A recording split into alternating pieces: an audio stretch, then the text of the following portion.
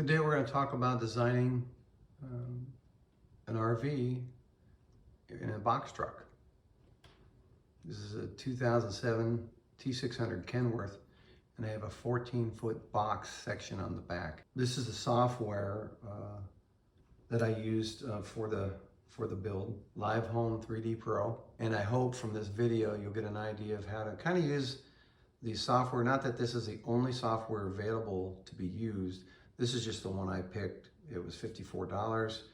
It was easy to use, and I came up with a design after many different designs, and this is a final product that I came up with for the T600 box mobile home. So I hope this helps you figure out layouts and what you need, because it's all based on what you want and what you need and the use of it. This is going to be used for at tracks, for race days and for track days, for the crew, for myself. Hot days it'll have air conditioning in that, and then it has a bathroom and a shower in it, which we won't use a lot. Dishwasher, because it uses less water, which I just found out it uses less water than what it would to hand wash in an RV. So I'll get a really small one of those. No propane in this truck. The only propane I probably use is for the grill, but they have those radiant heat stove tops that I might use one of those and plug in because I got plenty of power to use. And the storage and beds and the setups. Took a little bit to get it all together, but it's not that hard to do. If I can do it, it's not that hard. But I always say, if another human can do it, I probably can do the same thing. Unless it's like some nuclear physicist stuff, which I'm not going to do anything like that. But Live Home 3D Pro is a program that I've selected to use. And we can take a little bit of a look at this. You can take a look at how the program works. So basically you need to get the dimensions of the box, of the RV section, maybe your van that you're converting, and you need to get the dimensions and then put those dimensions into the program.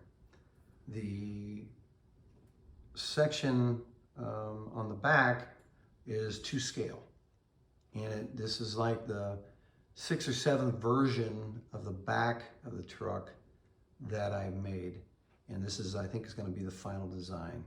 Having the windows in the proper locations, the doors, allows you to design around that. And I found out that if you look in here on the design, the shower and bathroom is on this side. Very small, it's not going to be very big. But if you put it on this side, the window gets in the way. I found that out by doing the design. It also gives you an opportunity to figure out, is this a usable space? How do you maximize the space? And can you do a lot of different things with this? Different things that you can bring in and use, and you pay like another $50 some for a lifetime subscription to the add-on. So if you want to bring a table in, you can bring a table in. You can bring like the refrigerator you see in over here, and I can zoom in on this side over here. Let's go a little bit closer.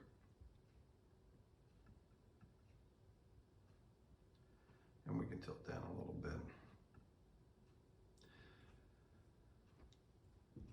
You can see that there's a refrigerator in here, and I didn't install the dishwasher yet because it'll just go in here or over on this side. Those things you can scale by using the upper corner up in here, and you can scale. So if I select anything in here, you can scale it to what you want up here in the right hand side, and you can lock it in place and maintain the aspect ratio so it doesn't look a little odd or anything like that. But I'm going to just have a small refrigerator in here, and that'll work. The shower, if I get rid of these, which this is one of the parts that really helps, is you can get rid of walls and stuff, and it helps you to see what you have in here. So let's go over here. There we go. And then you can turn. So you can see I have the toilet in here and the shower, and there's a door, and the door is going to have a mirror on it. My cousin is an interior design, and she thought, well, make it a mirror so that you can get dressed outside or outside of it and have a mirror to look at and not use extra space.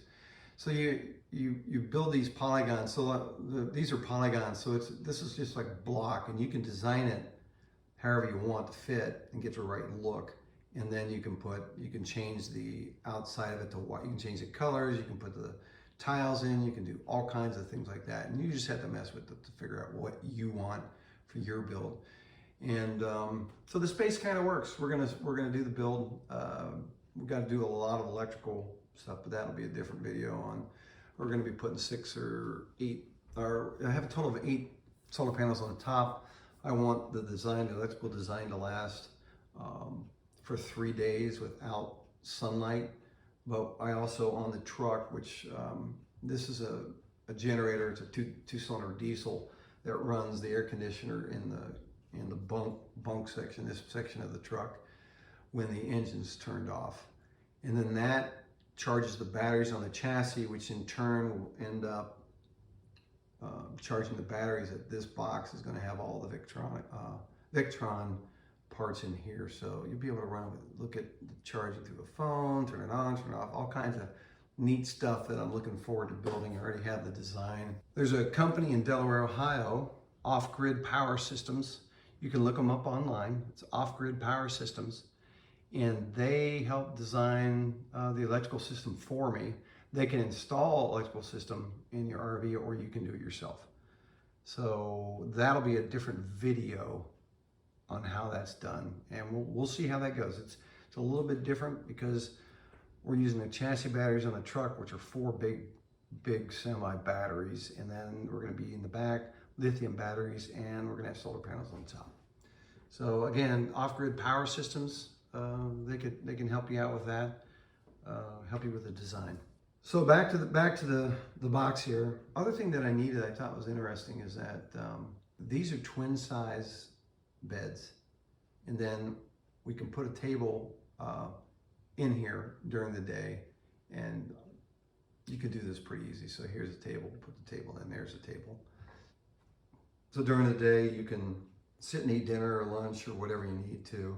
And then I'll probably use a tabletop as bridge that gap and make the whole thing a bed, which will be, that way you can sleep more people. Right now, I'm figuring you can get 2 people. It's designed for 2 people on the bottom with very comfortable, the one thing is comfort on here. And then at a later time, let's go with this other idea I had. So this is a twin size bed that'll be on jack screws that take it up to the top, to the ceiling. Let's change the view just a little bit here, and let's come down. So here's the bed on the top. So that's during the day. It electrically goes up. Again, I use this program for concept only and see if it would work with the dimensions that I have. And this seems like it will work. I'm actually looking forward to having this.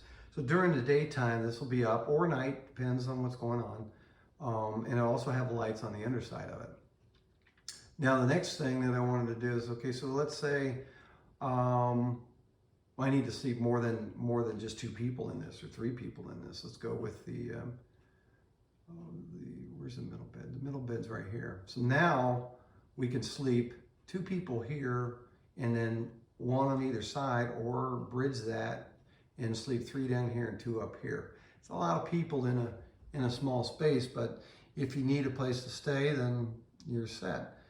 And then we can have 2 people here on the bottom, 2 people on the queen, or 3 down here. And then in here, there's a bunk bed in the top, and in the lower part of the section of the truck here has another bed. So you can put 2 people in front part of the truck, and then you can put 3 to 5 people in the back of the truck.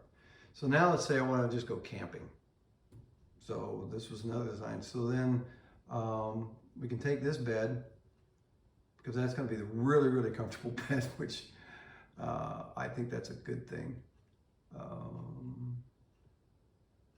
Let me just sit, there we go. Yeah. So now you have a lower bed.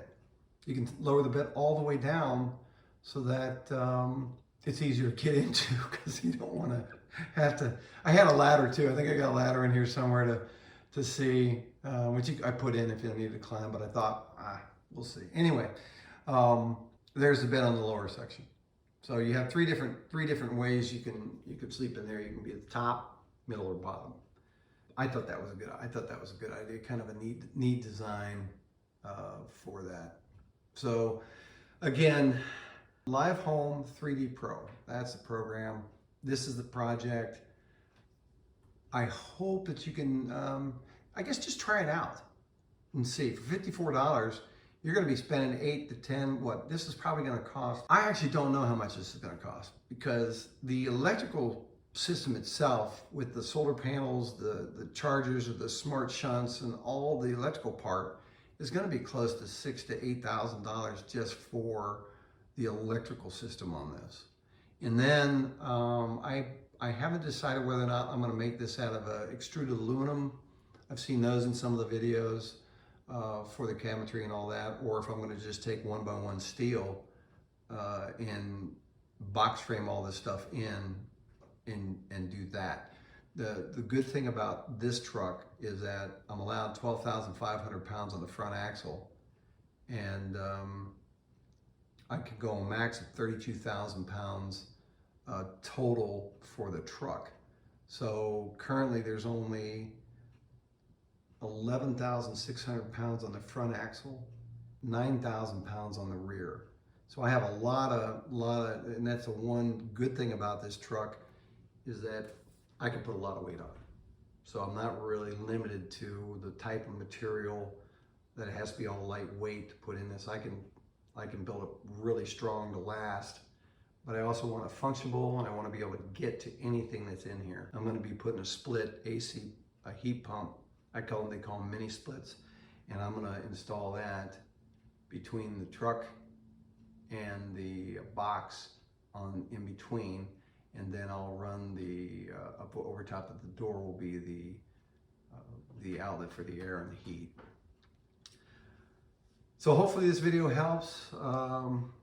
It's a pretty easy program to use.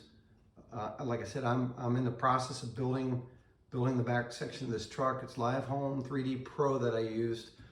You can use other things like SketchUp, AutoCAD. Lots of different programs on that. And the other thing is what I'll kind of show you is there's different views of this too. And there's actually, you can have dimensions.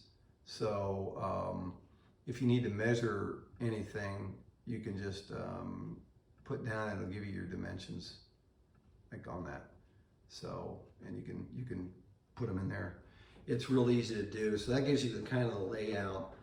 And that's the split view. And if you wanted to go up here and just do the layout, there it is. So there's lots of different views you can use to kind of get an idea of what it's going to be like. So hopefully this helped you out a little bit.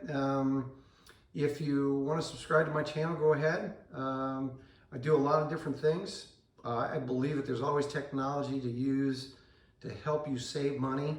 This is one of them. So hopefully this software will help you get a design that you think might work for your needs.